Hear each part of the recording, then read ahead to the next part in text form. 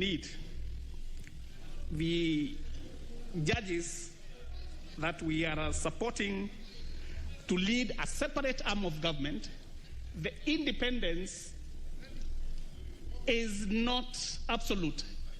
It's supposed to be controlled within that judiciary so that we don't have issues that can come out and expose the activism in that judiciary. Kome's entry, however, is full with a litany of issues that will confront her, key among them the judicial process involving BBI. She is expected to constitute an appellate bench that will hear an appeal filed by Attorney General Kihara Kariuki challenging last week's High Court ruling that annulled the process of amending the Constitution through the BBI. The question of President Uhuru Kenyatta's delayed appointment of 41 judges recommended by the Judicial Service Commission hangs over her head as she takes the reins of power in the judiciary. The judiciary has also been struggling with issues of funding, in many instances occasioning angry reactions from her predecessor, David Maraga.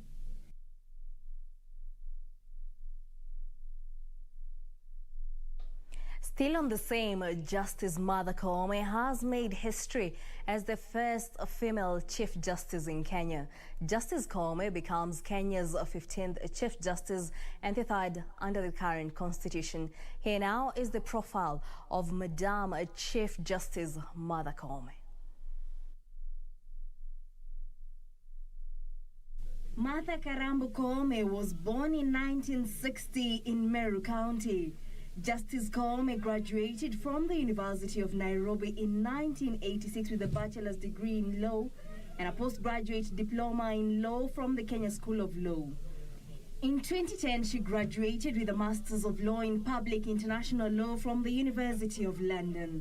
She was admitted to the bar as an advocate of the High Court in 1987 and started as a legal associate at Mathenge and Moshemi Advocates until 1993. When she opened her own law firm and became the managing partner until 2003. In 1995, she was appointed by the African Union Meeting of Heads of State as a commissioner to the African Committee on the Rights and Welfare of Children. She has also served as the chairperson of the National Council of the Administration of Justice Special Task Force on Children Matters, where she helped steer the review of the Children's Act. In 1998, she was the chairperson of the Federation of Women Lawyers. During her time as High Court judge between 2003 and 2011, Koome served in different capacities as head of Land and Environmental Division in Nairobi, resident judge in Nakuru and Kitale, and the Commercial and Family Divisions in Nairobi. She was appointed as Court of Appeal judge. She was elected the chairperson of Kenya Magistrates and Judges Association. She previously served in the appellate courts in Nyeri and Malindi. Koome has a cumulative 33 years experience, including 15 years practicing law in the legal profession. Koome is known for her advocacy of women and children's rights. She competed for the Deputy Chief Justice position in 2016, but lost to Justice Philomena Mwilu, who has been acting CJ.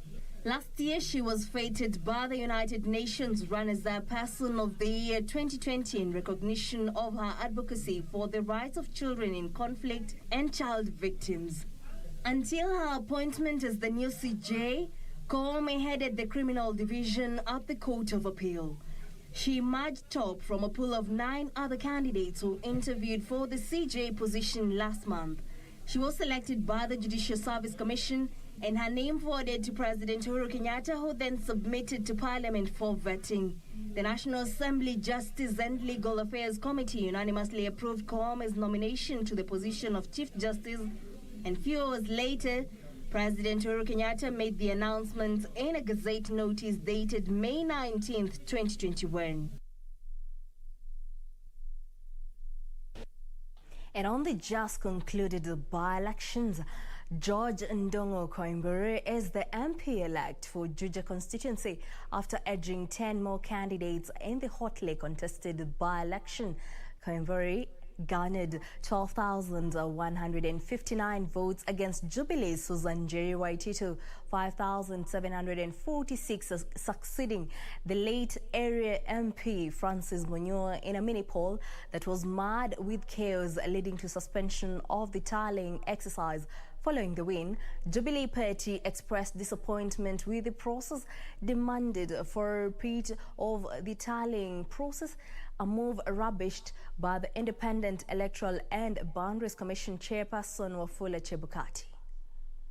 Now, the constituent returning officer hereby declares that George Koimbori Dongo, ID number 128332271, has been duly elected as a member of National Assembly. Ndongo George Koimbori of the People's Empowerment Party will be among the latest MPs to join the 12th Parliament after garnering 12,159 votes in the just concluded Juja by-election. Koimbori edged out 10 candidates, among them Jubilee's Susan Jerry Waititu, emerging the winner in the mini poll that was marred by chaos, forcing the IEBC to suspend vote tallying on Tuesday evening.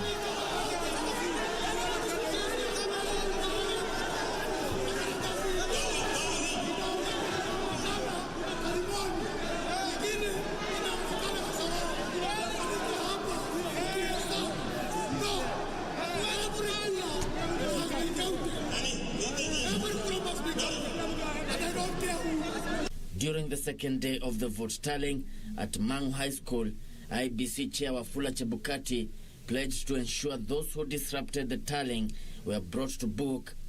The stakeholders, each of you have a role to play. What the Commission does is that we do everything according to the law. Jambo la pili ni kushukuru President wetu Uhuru Muigai Kenyatta kwa sababu hawakuingilia uchaguzi huu wa Juja. IBC taking issue with the conduct of security apparatus for trying to inhibit its work. The Commission questioned why the security officers were transferred in the eve of the poll, citing Bonchari constituency. Meanwhile, Kiambu County Governor James Nyoro has denied allegations of causing violence at the tallying center, claiming he was only seeking to ensure the exercise was transparent. And it is very, very important that people watch that clip and watch it very carefully, because we were seated very peacefully until some of our opponents started shouting at us. And we didn't have any choice. We only responded to some of the issues they were raising.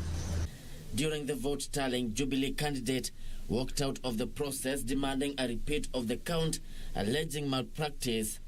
11 candidates, 6 from political parties and 5 independents, took part in the contest to succeed the late Francis Munyua, who succumbed to brain cancer in February. Kevin Washira, Channel 1 News. And on matters related to COVID-19, experts are warning that the move by some countries to impose moratoriums on the exportation of the COVID-19 vaccine now risks negating the gains made in the war against the global pandemic. The experts are calling for the sharing of available jabs with developing countries to prevent them from becoming breeding grounds for deadlier COVID-19 variants.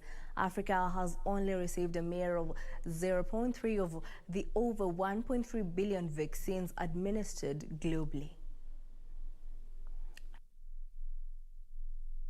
As developed nations continue to defend themselves against accusations that they are contributing immensely to the unjust distribution of COVID-19 vaccines, experts are calling for cool heads to prevail. Out of the 1.3 billion vaccines administered so far globally, only 0.3% has made its way into developing countries. The AIDS Healthcare Foundation is calling on world leaders and vaccine manufacturers to vow to protect humanity by providing equal access to the jab. In Africa, for instance, less than 30 million doses have been received across 38 countries. In majority of countries, only 1/3 of frontline health workers have been vaccinated. We are aware there are different strains that have come from different regions in relation to this pandemic. And unless we get more people vaccinated, we run the risk of having to develop new vaccines to deal with the new strains. Jeffrey Mfalile, the Vice President Research at the South African Medical Research Council, says a number of developed countries are now focusing on vaccinating their young population instead of sharing the jabs with other countries who are yet to inoculate their vulnerable population. They should be able to share these vaccines with the rest of the world before they start vaccinating the younger population, because the risk is definitely not the same. Christian Happe, a professor of molecular science and genomics, emphasizing on the need to vaccinate the globe as countries left behind were at risk of becoming breeding grounds for new variants. And as long as, 80% of the world is not vaccinated and vaccinated quickly, we may end up having a situation whereby all of the vaccines that are out there may not respond to certain variants that would appear in some areas because transmission is still ongoing. This coming as uncertainty continues to hang above the supply of vaccines after the Serum Institute of India issued a statement saying that export of the jab to other countries might resume by the end of this year. The institute, which is the biggest manufacturer of vaccines, says it will continue focusing on India. Meanwhile, health authorities in Malawi have incinerated 19,610 expired doses of the AstraZeneca coronavirus vaccine. Malawi is the first African country to do so publicly. The World Health Organization had initially urged countries not to destroy expired doses, but has since changed its advice. Uptake of the vaccine in Malawi has been low, and health workers hope the move will increase public confidence. Nancy Okware, Channel 1 News. Still on COVID-19, Kenya's coronavirus positivity rate now stands at 9.1% after 376 people tested positive for the disease in the last 24 hours from a sample size of 4,153. From the cases, 363 are Kenyans while 13 are foreigners. 14 deaths have been reported in the last 24 hours. From the 376 people who tested positive, 214 are males and 162 females. The youngest patient is a 2-day-old infant, while the oldest is 100 years. The total confirmed positive cases are now 166,382, and cumulative tests so far conducted are 1,756,846. Nairobi recorded the highest number of cases, standing at 86, Migori 49, Kisumu 64, Kisii 26, Kericho and Nakuru 19 cases each, among other counties. 318 patients have recovered from the disease, 248 from home-based and isolation care, while 70 are from various health facilities countrywide. Total recoveries now stand at 117,235, of whom 83,054 are from the home-based care and isolation program, while 31,181 are from various health facilities. 14 deaths have been reported in the last 24 hours, 7 of them having occurred on diverse dates within the last 1 month, while 7 are late deaths reported after conducting facility record audits in the last 1 month. This now pushes the cumulative fatalities to 3,035. A total of 1,074 patients are currently admitted to various health facilities countrywide, while 4,626 patients are under the home-based isolation and care program. 107 patients are in the intensive care unit, 21 of whom are on ventilatory support and 69 on supplemental oxygen. 17 patients are on observation. Beatrice Gatonyang-Etich, Channel 1 News. In other news, the Council of Governors is yet again decrying National Treasury's prolonged delay in disbursing funds to the devolved units. COG Chair Martin Wambura says the National Treasury is yet to disburse 82 billion shillings due to counties, thus hampering delivery of critical and emergency services. The back and forth between the National Treasury and county governments over delayed disbursement of the equitable share of revenue continues, with the Council of Governors now saying that the impasse has crippled delivery of critical services. According to the latest data from the Council of Governors, a total of 25 billion shillings is owed to the 47 counties for the month of March, 28 billion shillings for the month of April, and 25 billion shillings for the month of May. Current outstanding amount owed to county government is 82 billion, and yet we have only 1 month to go. 3.9 billion is owed to Nairobi. COG Chair Governor Martin Wambura says the cash crunch at the devolved units is hampering their response to disasters such as floods, drought, and COVID-19 pandemic. It is 1 month to the end of the financial year, and the county governments are yet to receive their full disbursement of the equitable share. This has continued to derail the response measures towards the pandemic, drought, and floods in various parts of the country and service delivery to Kenyans.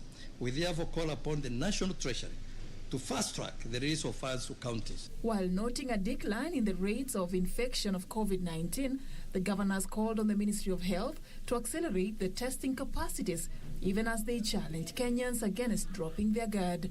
In terms of variants, it is a challenge. I mean, it's going to be revolving over the period. But you know, the point is how ready are we to respond? The governors were speaking in Mombasa during a briefing on the county's state of preparedness in the war against COVID-19. Data released by the Council of Governors showed that the bed capacity in the country now stands at 7,792. Meanwhile, a total of 933,826 vaccine doses have been administered in all the 47 counties. We encourage counties to ensure utilization of the remaining vaccines by the end of this month as we wait for the phase 2 vaccination rollout. COG, in the meantime, condemned the impeachment of Wajir Governor Mohamed Abdi, terming it a political witch hunt. The COG chairman faulted the process, saying that the Senate deliberately failed to consider the governor's exonerating evidence on health as captured by the National Survey Report on Health published in May 2019.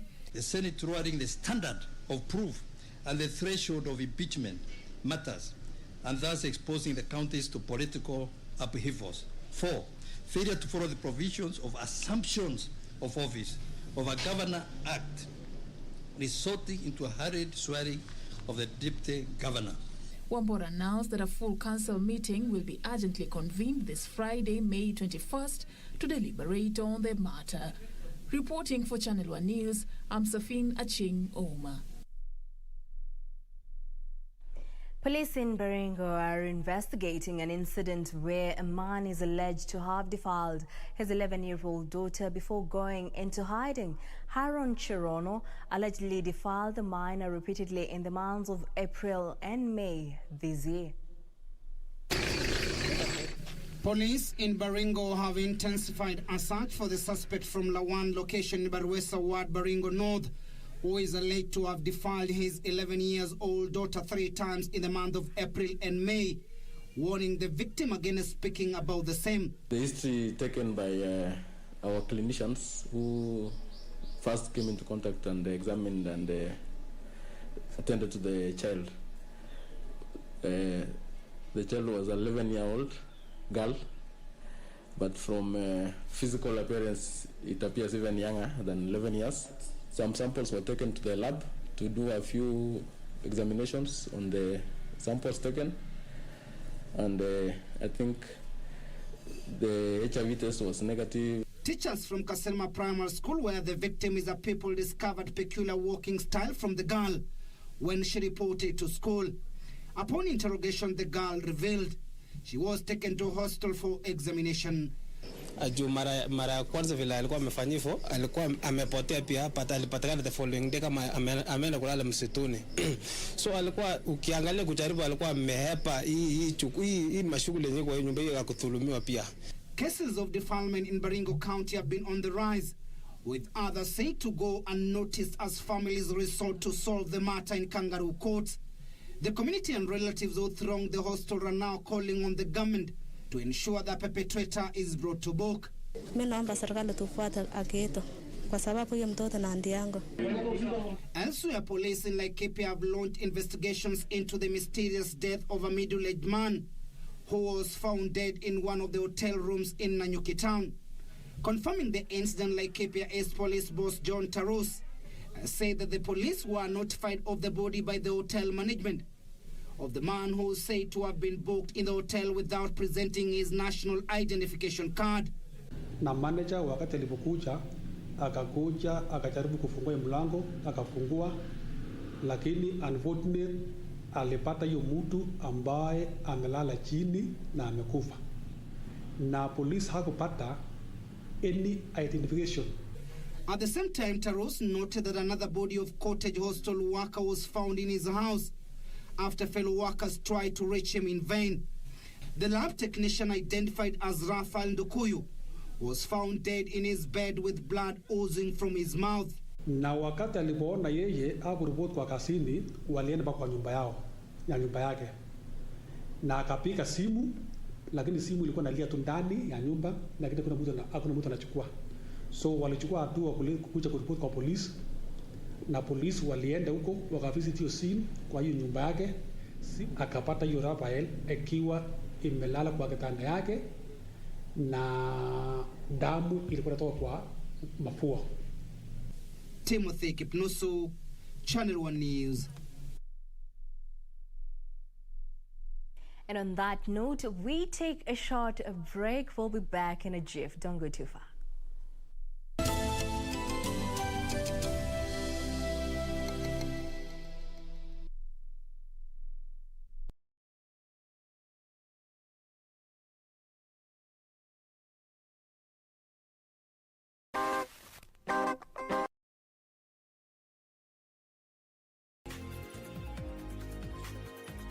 Did you know that a life policy can be used as an investment that provides for future savings paid upon maturity?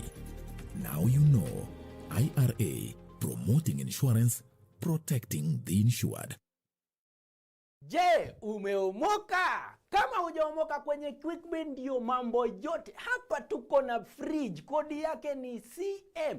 Tuko na gas cooker, kodi yake ni CK. Tuko na TV, kodi yake ni TV. Tuko na simu aina ya Samsung ni SM, ama Oppo ni Oppo. My friend, mahali popote unanitizama, eka hizo kodi zake kisha utume kwa 4032353. 4032353, alafu utakuwa unaomoka na hizi bidhaa. Kumbuka, kwenye QuickBay ni bidhaa bora zaidi kwa bei ya chini. Kupata skiza tune hii, jiamini, dial *811 *397#. Jiamini na ujikubali kuwa wewe kibinafsi. Ikiwezekana, cheza kama wewe, kwa sababu wengine wote wameshachukuliwa. Aliyesalia ni wewe mwenyewe, na kando yako hakuna mwingine. Inakufaa kucheza ngoma kiwewe, kana kwamba hamna yeyote anayekutazama.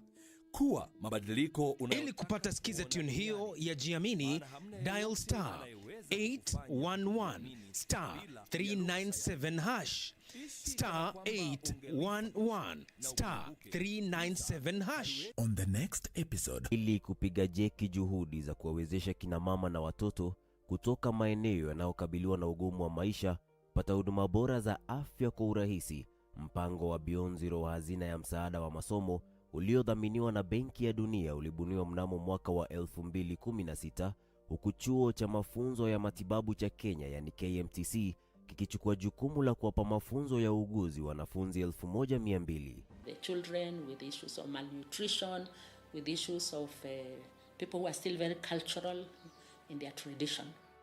Lengo la mpango huu wa hazina ya msaada wa masomo ni kuziba pengo la upungufu wa wahudumu wa afya katika sehemu zilizo ndani.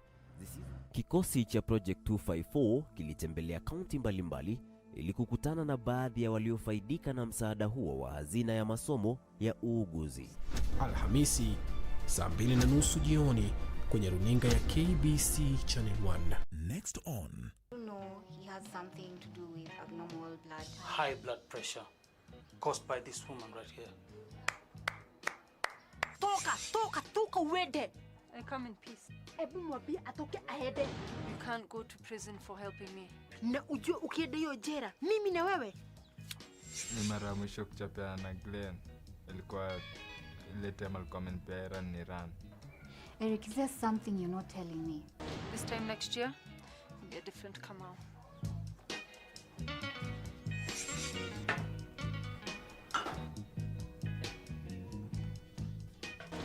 You're gonna pay for this. Every single one of you.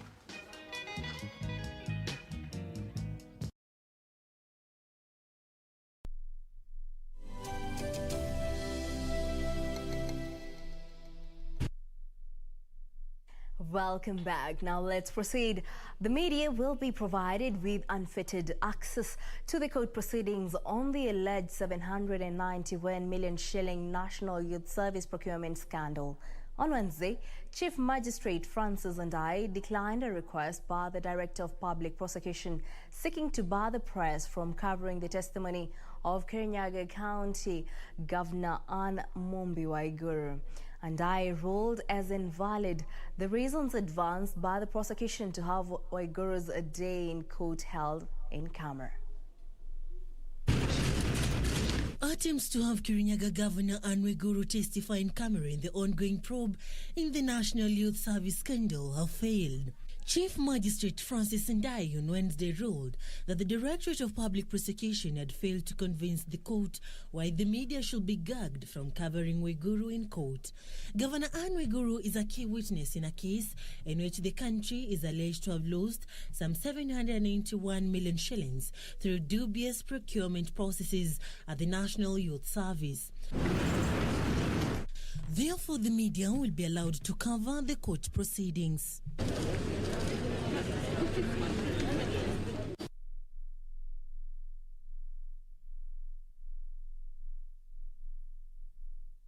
And a family in Nairobi's Komarok estate is appealing to the public to help them in locating their two daughters who went missing on 14th May 2021. The whereabouts of 17-year-old Melissa Wanjira Kifoi and 16-year-old Charlene Wangari Kafura remain unknown almost 2 weeks after they were last seen at their home in Komarok.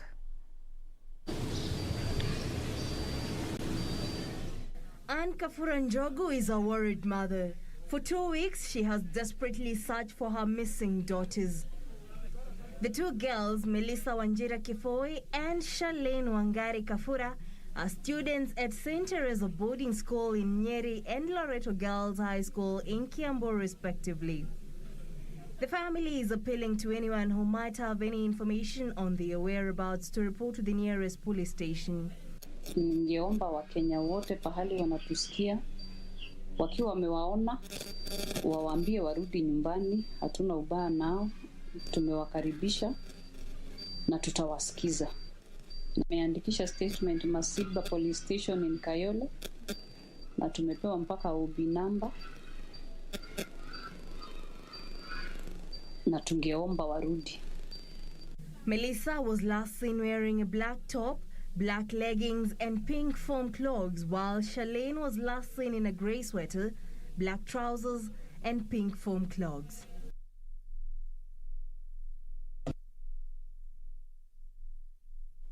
Meanwhile, a section of Murang'a ward representatives has castigated what they have termed as attempts to impose leaders on residents of the Mount Kenya region. The MCAs have taken issue with an ongoing jostle for the region's political kingship, saying such moves are undermining the independent thinking of the ordinary voter. Yusufara has more details. The Murang'a County Assembly members have taken issue with the alleged grooming of National Assembly Speaker Justin Muturi as the spokesperson of the Mount Kenya region. The ward representatives say they do not recognize the political gesture. And he has been misadvised because he's supposed to approach the elected leaders and the elders of Agikuyu because they are not aware of what is happening as we speak. So wherever you are talking about coming to make a coronation for another gentleman or another person to be a spokesman within the Mount Kenya region, then it is a question of presuming. Also, the Migori County Kenya National Union of Teachers Council says it has joined a lineup crafted to oust Secretary General Wilson Sossion. The council says nominated MP has failed in his duty to champion the interest of teachers.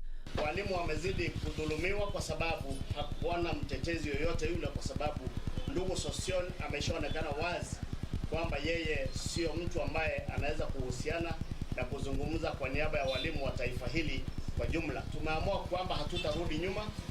Tumeshaamua kwamba Sossion ni lazima aende nyumbani liwe liwalo. Meanwhile, Maendeleo ya Wanawake organization is calling on Kenyans not to be divided by the High Court ruling on the Building Bridges Initiative bill. The organization chairperson Rahab Mweyu has appealed for an end to personal attacks among leaders, witnessed as since a 5-judge bench delivered the judgment. Those who petitioned the High Court of Kenya exercised their constitutional right, and we call upon all to respect the judges, High Court as an institution and its judgment. For us who are still pro-BBI, we continue to support the pursuit of its realization and implementation. In Vihiga County, more than 22,000 students have benefited from a 70 million Kenya shilling bursary disbursed by the Vihiga County government for the 2020 and 2021 academic years. Governor Wilbur Otichilo challenged these students to embrace education and help uplift the county profile. Yusuf Farah, Channel 1 News.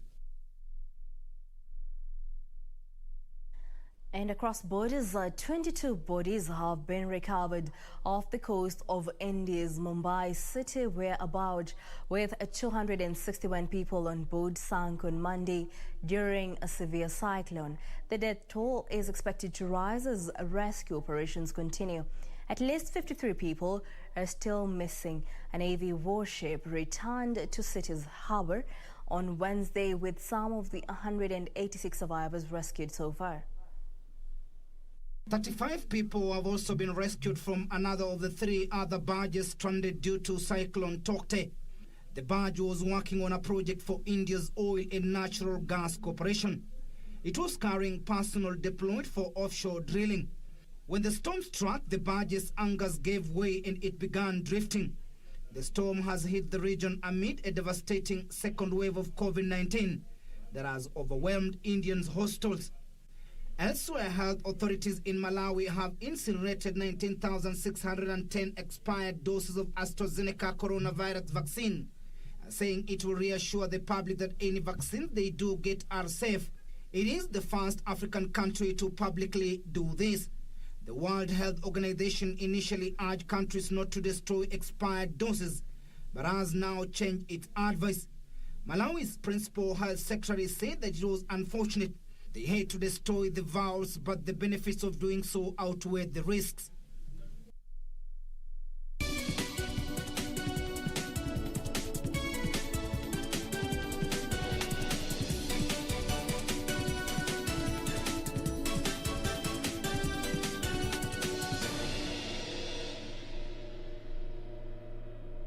And our news making headlines in the business world, Japanese nationals working on 14 projects across the country will be exempted from income tax.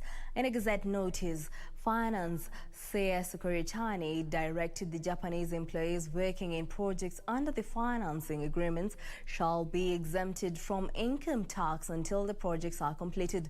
The Japanese government had protested to the Kenyan authorities over the issue of double taxation.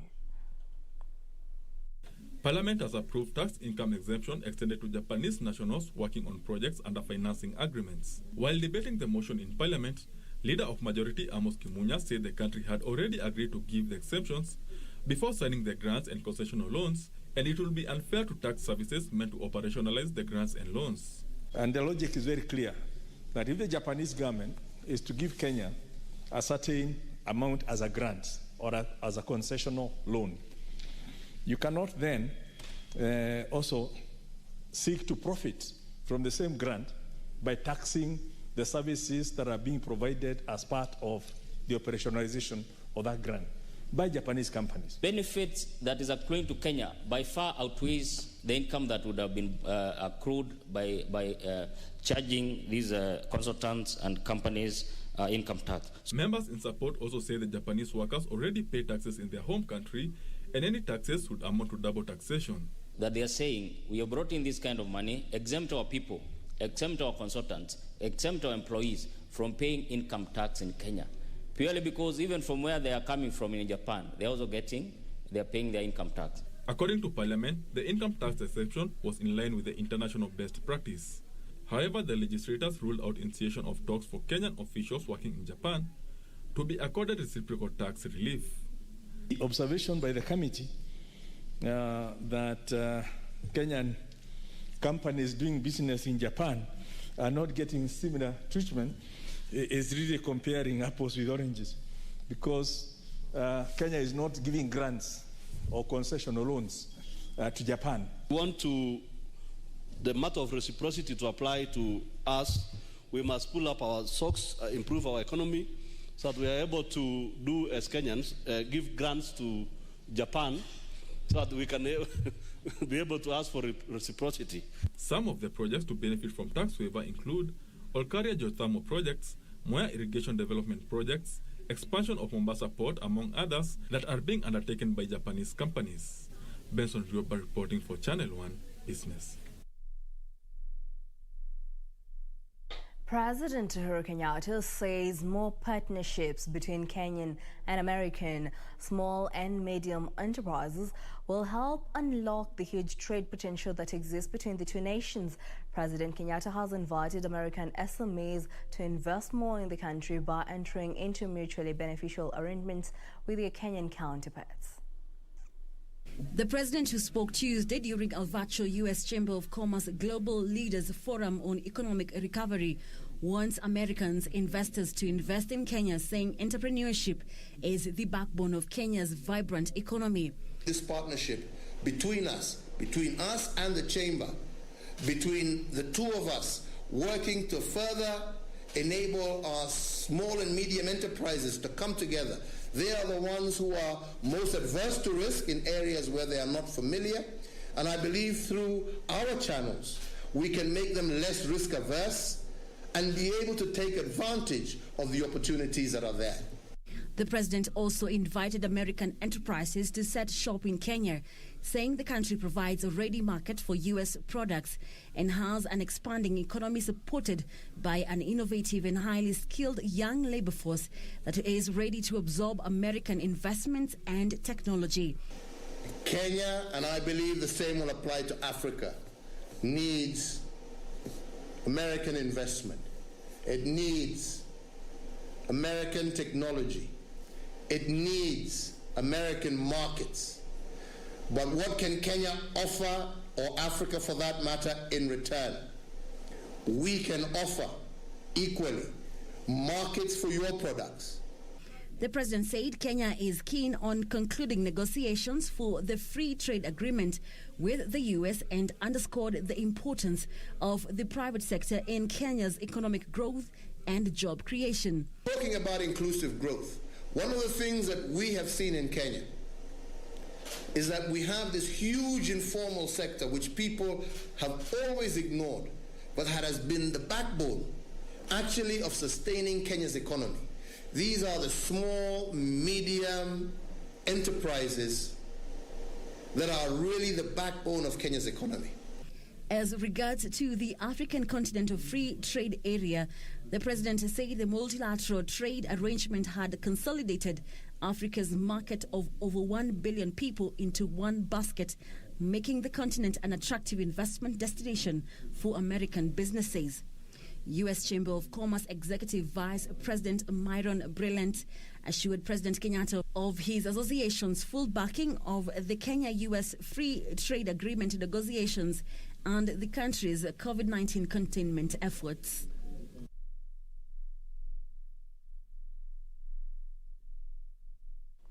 In other news, The government is developing solutions to enhance the Kenyan sugar industry's competitiveness. Ministry of Industrialization, Trade and Enterprise Development Chief Administrative Secretary Dr. Lawrence Karanja says remedying these solutions will require a multi-sectoral approach to regulate the subsector, control sugar imports, as well as develop and promote sugarcane value chains. Sugar consumption has grown steadily, outpacing domestic production.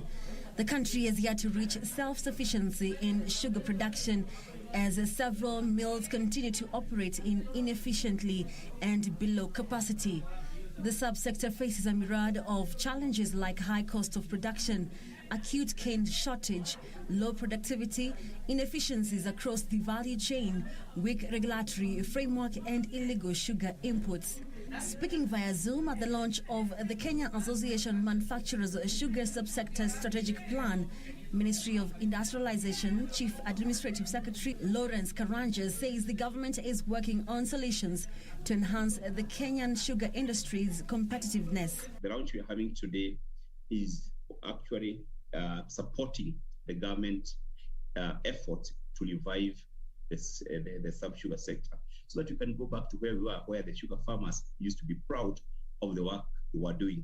The factory owners used to be proud of what they were doing. We have a lot of infrastructure issues, and this is around the roads, because even as Joyce mentioned, what happens with those roads, that now becomes an issue about how we transporting our cane and so on. And that cost, somebody pays each time a tractor breaks down or a tractor has to get another one to pull it out. Somebody is paying for that. So that cost of infrastructure can become another big issue. To this end, Kenya Association of Manufacturers has developed a 5-year sugar millers strategic plan to provide a holistic framework for addressing the long-standing and emerging challenges facing the subsector. Is put together a proposal or a framework, a policy proposal. We're saying these are some of the things that we can work on that are going to help this sector to grow, so that we can make the industry competitive. The strategic plan, which seeks to guide the industry's growth, resilience and sustainability, covers sugar policy and advocacy, research and innovation, and value chain and development.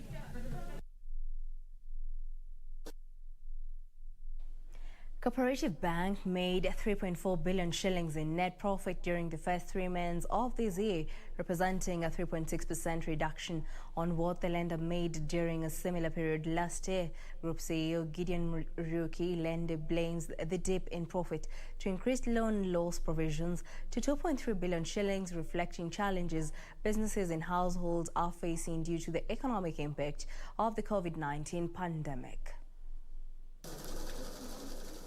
The COVID-19 pandemic has seen the stock of non-performing loans for commercial banks increase due to the adverse impact on the economy. The stock of non-performing loans increased to 14.1% in December 2020 from 12% in December 2019, according to data from the Central Bank of Kenya. Cooperative banks say that the net profit was down 3.6% to 3.46 billion shillings, driven by increased loan loss provision.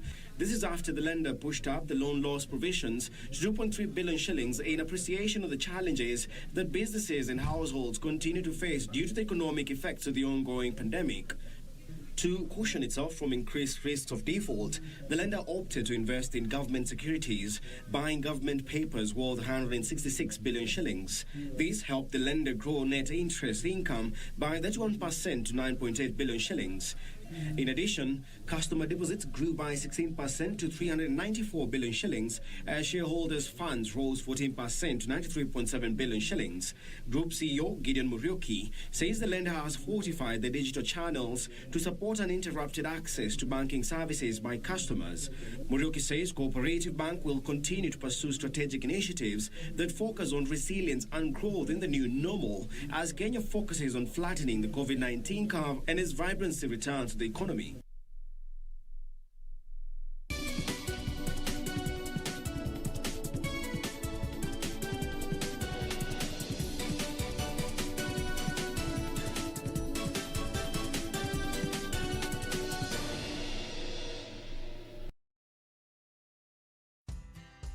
Banki imeconfirm pesa zimeingia. Congratulations Sam, gari ni lako sasa. Shukran. Oi boss, suniache insurance yako nitumie kabla nijipange. We! Insurance ya gari haiwezi kuwa transferred kwa mtu mwingine. Sina habari na nikuulize, hii comprehensive insurance inakava vitu gani? Comprehensive motor insurance inakava gari linapoharibika wakati wa ajali pamoja na uharibifu wa mali ya mtu mwingine, gari likiibiwa au likichomeka. Pia inakava passenger wa gari lako na passenger wa lile gari lingine kunapotokea ajali. Kwani umenisahau mimi kama driver? Dereva hakui covered na comprehensive insurance, ila anajitafutia personal accident cover. Umenichanua. Rose, hata nishughulikie hiyo insurance, nitakujia gari kesho. Okay, sawa. Yeah. Ujumbe huu umeletwa kwako na IRA. IRA, bima bora kwa taifa.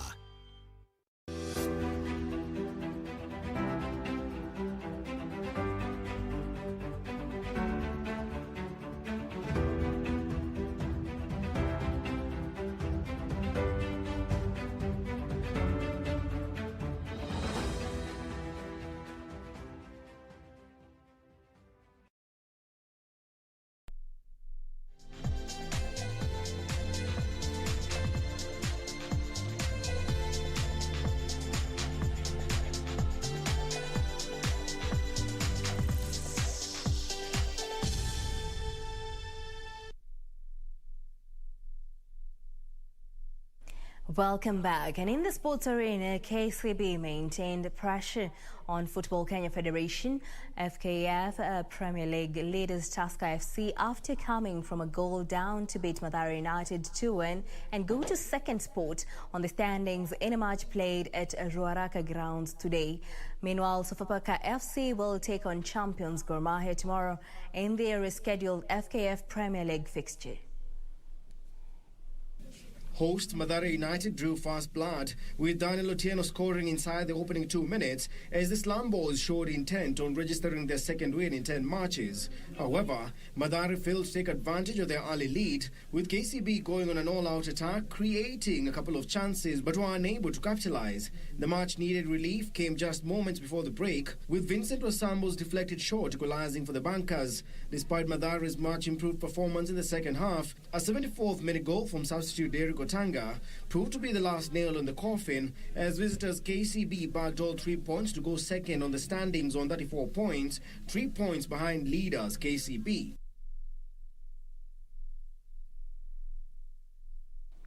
Irene Kamais cashed in on the absence of defending champion Helen Obiri to win the women's 10,000-meter title, while Colin Scorers emerged victorious to add to his 5,000-meter win on Monday as the curtains came down on the annual Kenya Defence Forces Athletic Championship at Nyayo Stadium today. Kamais, making a first appearance in the absence of Ellen Obiri, took charge of the race from the onset. Kamais led the leading pack, which included Joyce Chepkemoi and former World Half Marathon record holder Jocelyn Jepkosgei. Kamais crossed the line in 32 minutes and 1 second, ahead of Joyce Chepkemoi, who clocked 32 minutes and 12 seconds, with the former World Half Marathon record holder Jepkosgei completing the podium dash after 32 minutes and 23 seconds. Kulingana na vile nilikuwa nimeprepare, nilikuwa nakuja kupima nijue penye nimefika kwa training, na hapo penye nimefika nitajua vile nitaenda kuongeza penye najua sijakuwa sawa. In the men's 5,000 meters, Colin Scorers emerged victorious to add up his 100 meters win on Monday after clocking 13 minutes 39 seconds ahead of Abel Mutai and Ventig Cheruiyot, who settled for the second and third position respectively. KDF was using these championships to select a team for the Olympics trial set for June 17th to 19th this year. Daniel Mwendwa for Channel 1 Sports. Kenyan Shadrach Muluke has been elected as new chairman of Africa Judo Union in the just concluded polls held in Dakar, Senegal.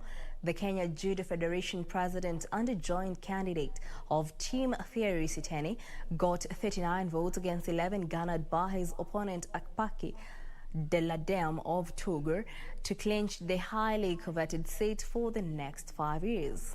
In the just concluded polls held in Dakar, Senegal, Kenyan Shedrack Maluki emerged victorious after garnering 39 votes against 11 garnered by his opponent, Paki Daladem of Togo, to clinch the highest coveted seat for the next 5 years.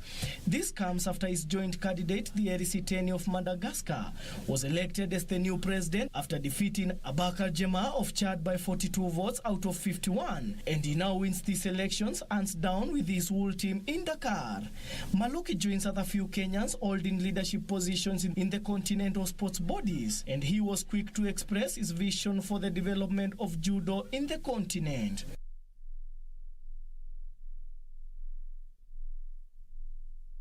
Norris has signed a new multi-year deal to continue racing for McLaren. The 21-year-old Briton has made a flying start to his third season of F1 at the team and is fourth in the Drivers' Championship after the opening 5 rounds heading into this weekend's Monaco GP. Norris, who joined McLaren's Young Driver program in 2017, claimed his second career podium at Imola last month and is confident greater success is on the horizon as the former champions plot their way back to the front.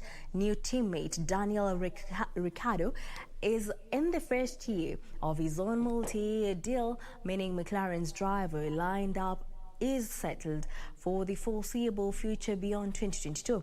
Having returned to the top 3 of the Constructors' Championship for the first time in 8 years last season, McLaren continued to make strides in closing the gap to Mercedes and Red Bull.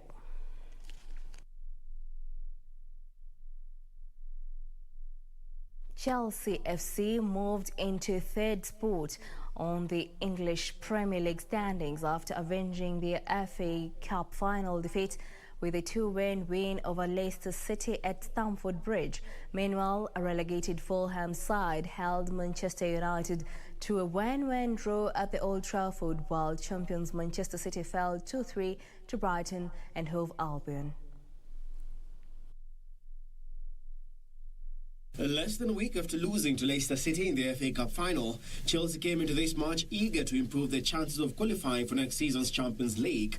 Despite 2 goals by Timo Werner being ruled out, Chelsea took the lead through Antonio Rudiger, and Jorginho's 66-minute penalty doubled the advantage before Kelechi Iheanacho pulled one back for Leicester City. The result leaves Leicester not only down in 4th, but out of the Champions League places if Liverpool win at Burnley tonight. It was a fantastic performance overall. And first of all, this is what matters. Full of energy, full of intensity, high quality games from us with the spectators. And this is how I imagine a football game at Stamford Bridge. Former English Premier League champions Liverpool will be hoping to improve their chances of a top 4 finish when they play away to Burnley at the Turf Moor Stadium tonight. The Reds' chances of qualifying for next season's Champions League were boosted last night after Leicester City's loss to Chelsea as Stamford Bridge, with the Jurgen Klopp side sitting 3 points behind the Foxes with a better goal difference. After an injury-laden season, former EPL champions Liverpool have finally found their footing and could redeem themselves by qualifying for the Champions League next season, a feat that was unimaginable a few months ago. Liverpool will play their first of 2 remaining league matches this season against Burnley at the Turf Moor Stadium tonight. Midfielder Alex Oxlade-Chamberlain returns to the squad after missing Sunday's dramatic win at West Brom due to an illness. The problem is what we had it happened with injuries, obviously started pretty early. That always puts everybody else under pressure. Some other players were injured in a specific, like when we started the season, like Ox, for example. Then Jack got some problems and these kind of things, so they came all back step by step, but then you usually have a stable formation where you can throw them in. We never had that. We always had to sort first and foremost the real problems, and it means we had to keep some players more often on the pitch than we would have done in other seasons. Fellow midfielder James Milner resumed training yesterday and could come into contention for a place on the bench, while forward Diogo Jota has a small chance of being fit for the final game of the season at the weekend after a second scan on a foot injury revealed the problem was not as bad as first feared. On the other hand, Burnley goalkeeper Nick Pope could again be missing for the meeting with Liverpool. Pope sat out the 4-0 home defeat to Leeds United on Saturday with a knee injury, and Sean Dyche said the 29-year-old is touch and go to return for the final home game of the season. Dale Stevens and Phil Batsley have both been ruled out following operations, joining Robbie Brady and Kevin Long on the list of players who will not return this season. In another match, an already relegated West Bromwich Albion side will host West Ham United at the Hawthorns. West Ham will still be without Manuel Lanzini. The attacker is struggling with a thigh injury and is unlikely to play again this season. Hammers boss David Moyes has no other injury concerns as he looks to address a run of just one win from the last 5 league games and secure European football for next season.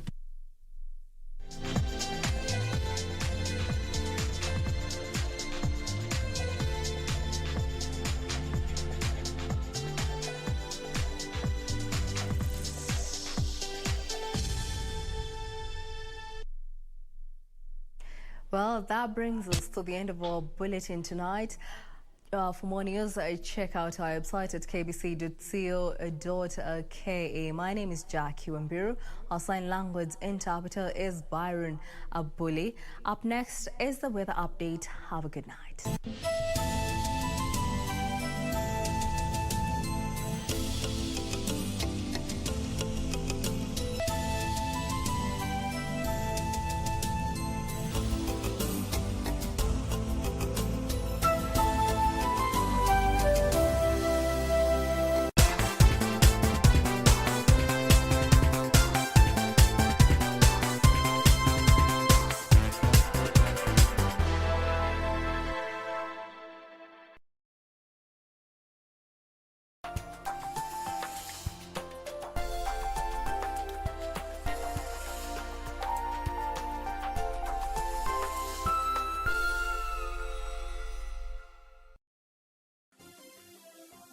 Vera Beauty College. Vera Beauty and Fashion College with branches in Nairobi, Eldoret, Thika and Meru. Did you know that we are a TVET approved institution? We offer courses in fashion design, interior design in soft furnishing, event decoration, flower arrangement, event planning, hairdressing, barbering and dreadlocks, beauty therapy, makeup, nail technology, spa massages, teaching skills, TOT, solo business management, and many more. Register now and visit our website